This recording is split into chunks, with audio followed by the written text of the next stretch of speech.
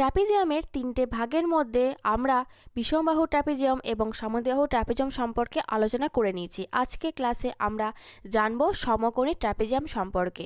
সমকোণী ট্র্যাপিজিয়ামের সংজ্ঞাটা চলো আমরা প্রথমে দেখে নিই। যে ট্র্যাপিজিয়ামে দুটি কোণ সমকোণ হয় তাকে সমকোণী ট্র্যাপিজিয়াম বলে। অর্থাৎ সমকোণ মানে 90 ডিগ্রি। একটা ট্র্যাপিজিয়ামে যখন দুটো কোণের মান 90 ডিগ্রি হবে তখন তাকে বলা হয় সমকোণী ট্র্যাপিজিয়াম। এবার আমি তোমাদেরকে কম্পাসের সাহায্যে একটা সমকোণী ট্র্যাপিজিয়াম অঙ্কন করে দেখাচ্ছি। দেখো, এখানে আমরা একটা পরিমাপ নিয়েছি। কি বলা হয়েছে? এবি সমান্তরাল সিডি, এবি সমান 7 সেমি, সিডি সমান 5 সেমি আর এডি সমান 4 সেমি। এইটা পরিমাপটার উপর ভিত্তি করে আমরা একটা সমকোণী ট্র্যাপিজিয়াম তৈরি করব। প্রথমে তোমাদেরকে আমি একটা পাশে দেখাচ্ছি। দেখো, এখানে কি বলা হয়েছে? দুটো সমান্তরাল বাহু। তাহলে মানে আমি এখানে করতে পারি,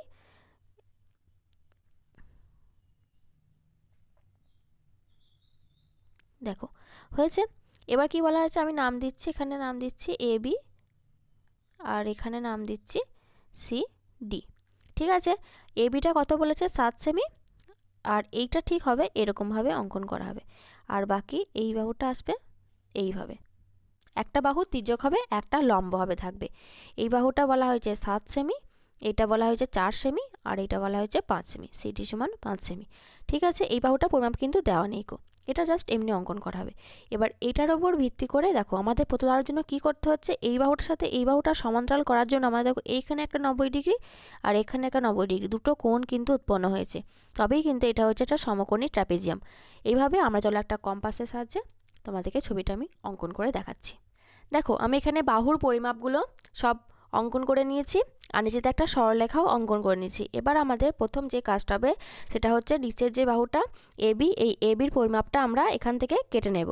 তাহলে আমরা কম্পাসের সাহায্যে এখানে যে এবির যে মাপটা এটা নেব এবং ঠিক এইভাবে এবির মাপটা এইভাবে একটা বৃত্তচাপ অঙ্কন করে কেটে নিয়েছি। এরপরে আমাদের যেটা করতে হবে সেটা হচ্ছে যে এই যে কোণটা, এখানে একটা 90 ডিগ্রি কোণ অঙ্কন করতে হবে, অর্থাৎ লম্ব অঙ্কন করতে হবে। আমরা কম্পাসের সাহায্যে কীভাবে 90 ডিগ্রি কোণ অঙ্কন করতে হয় আশা করি আগে দেখেছি, কিন্তু এখানে আরেক রকমভাবে 90 ডিগ্রি কোণ অঙ্কন করা যায়, অর্থাৎ লম্ব অঙ্কন করা যায়। আমাদের সেই পদ্ধতিটাই এখানে অবলম্বন করতে হবে। এর জন্য আমাদের সবার প্রথমে যেটা করতে হবে, এই যে প্রান্তবিন্দুটা রয়েছে এটা আমরা কী কী নাম পেলাম? এ আর এটা হচ্ছে বি। এই বাহুটা এই দিকে অর্থাৎ বাঁ দিকে আর একটুখানি বাড়াতে হবে। তাহলে আমরা সরল স্কেলের সাহায্যে এদিকে বাহুটা আর একটু বাড়িয়ে নিই।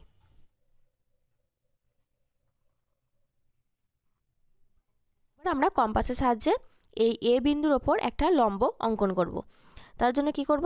এখানে বিন্দুটা বসাবো আর ঠিক এইভাবে একটা বৃত্তচাপ আর এই দিকের একটা বৃত্তচাপ কেটে নেব একই পরিমাপ নিয়ে।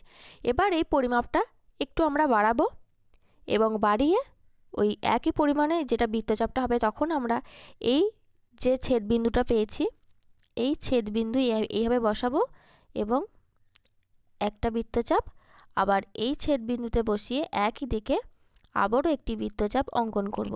এখানে যে ছেদবিন্দুটা উৎপন্ন হয়েছে এই ছেদবিন্দু আর এ বিন্দু আমরা এবার একটা যোগ করব।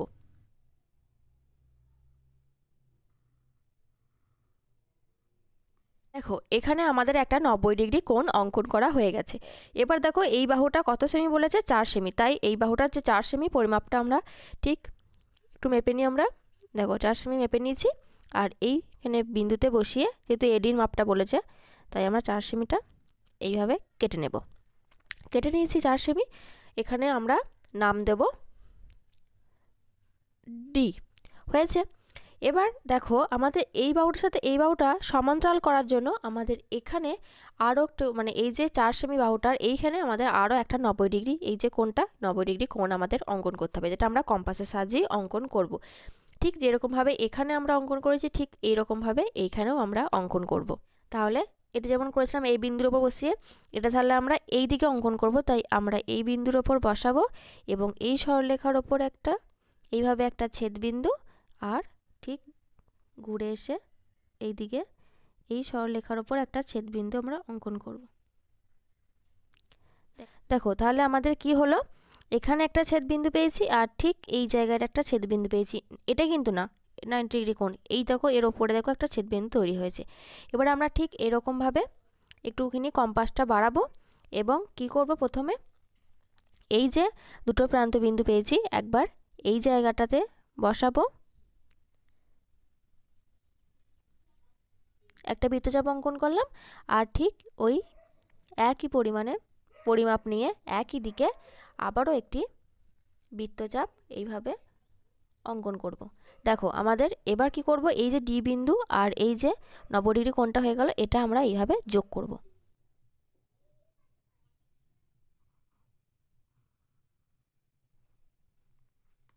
তাহলে দেখো আমাদের এই জায়গাটার উপরে একটা 90 ডিগ্রি কোণ এই যে উৎপন্ন হয়ে গেছে।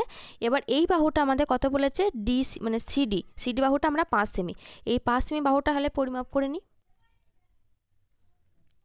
দেখো পরিমাপ করে নিয়েছি আমরা 5 সেমি বাহুটা। এবার এই 5 সেমি বাহুটা আমরা এইভাবে বসাবো আর ঠিক এইভাবে কেটে নেব। তাহলে 5 সেমি হয়ে গেছে। এই দেখো এই যে ছেদ বিন্দুটা পেয়েছি আর এইখানে যে লাস্টে বি বিন্দুটা, তাহলে এটা আমাদের তখন নাম হবে, এটা কত, সি নাম হয়ে গেল। সিডি সমান 5 সেমি। তাহলে এবার বি আর সি আমরা যোগ করে নেব।